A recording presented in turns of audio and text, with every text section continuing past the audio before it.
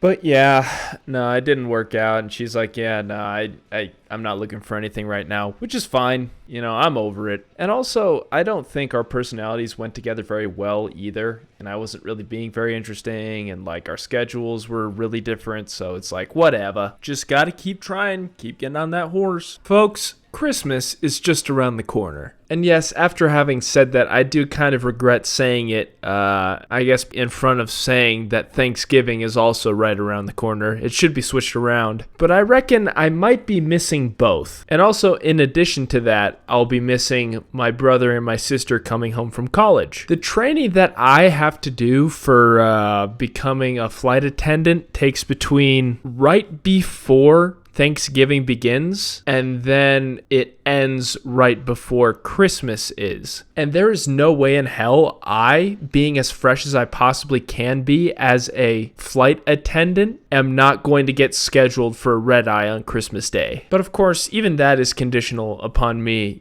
actually finishing the training to become a flight attendant in the first place. But we'll get there when we get there. My buddy AB, he's a bit of a kind of a film connoisseur, one would say. And I tend to agree with him whenever it comes to rating particular movies a particular way. I think one of the things that we disagreed on initially was how good Tron Legacy was. I don't actually know if he has seen Tron Legacy, but I'm sure if he has, or if he had, I remember him saying that it wasn't very good in his opinion. And I think Tron Legacy is a really good film, but not for like any given artistic reason besides, the visuals and the soundtrack were really good. I mean, the story admittedly could use a little work. But a glaring difference in opinion that I have with another one of my friends is what Blade Runner 2049 is actually about. I've had debates with my buddy David over this for a very long time, and I think it probably was sparked because I saw a video essay on YouTube one day about how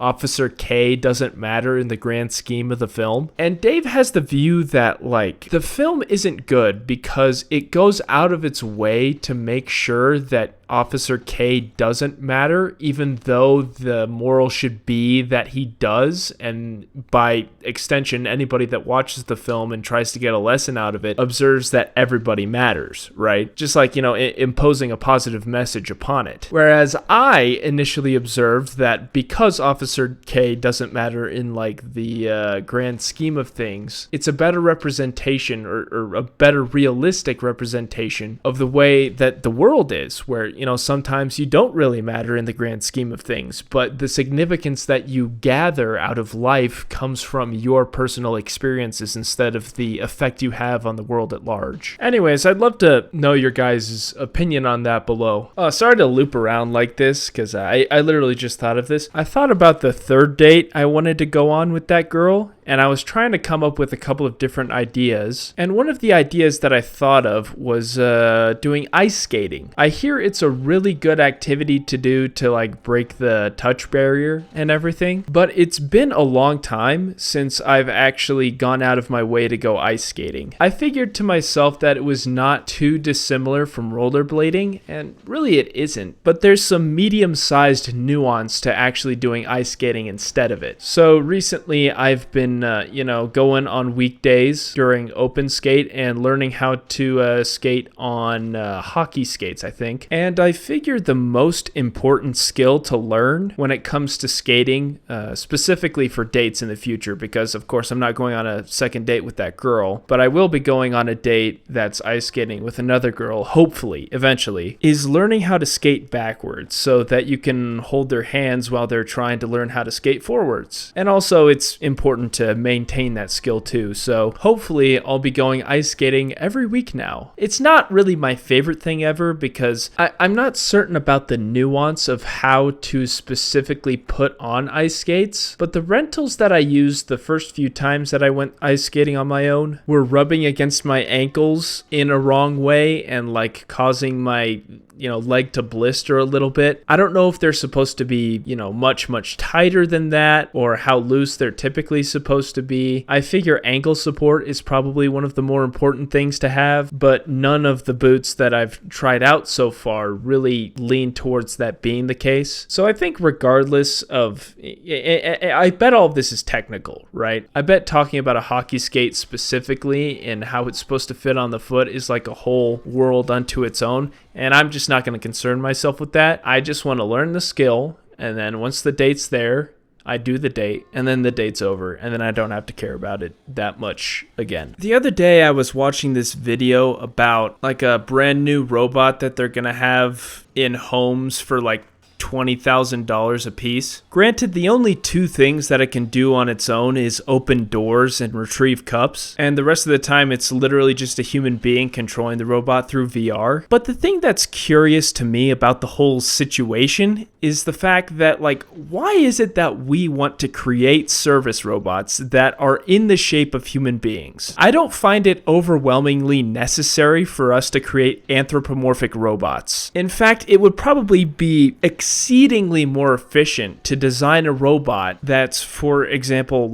on wheels, has hands that are better at picking generally anything up than a human being's hand, giving it like a dome camera so that it can see 360 instead of just directly forward like human beings can with like 100-degree field of vision. There's gotta be a better kind of robot to have than an anthropomorphic robot. But alas, human beings, we are victims of our egos, and it's really unfortunate that we put that ahead of what's really significant about having robots actually physically serving human beings. I'd say that because we factored in the anthropomorphic idea of a robot into what a service robot is supposed to be like, we've effectively pushed the deadline for that actually existing commonly in homes back at least 15 years. That's just my opinion, though. So a little something more on the serious side of things, and as a result, a trigger warning, I've been noticing lately that there's been a lot of young women who have become like elementary teachers or primary school teachers or something of that sort, who are decently and or unusually attractive for somebody of that profession, who also have ended up molesting some of their students. Granted, I've heard very few instances of this happening, but it's unusual that it's more than two. I'd prefer not to,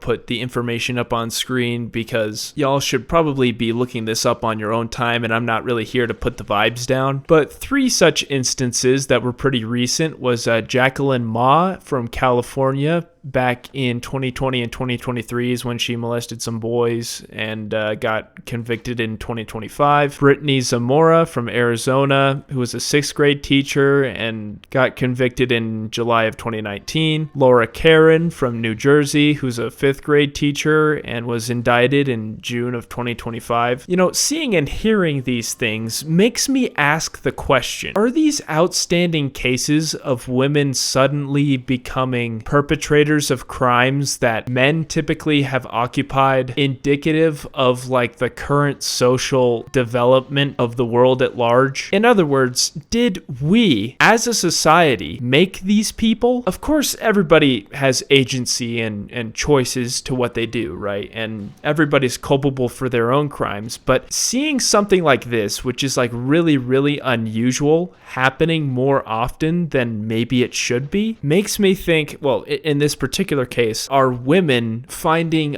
unusual things to draw relational gratification from? Anyways, just a question I'm asking. I don't want to imply anything, I just want to, call that to some people's attention if it matters.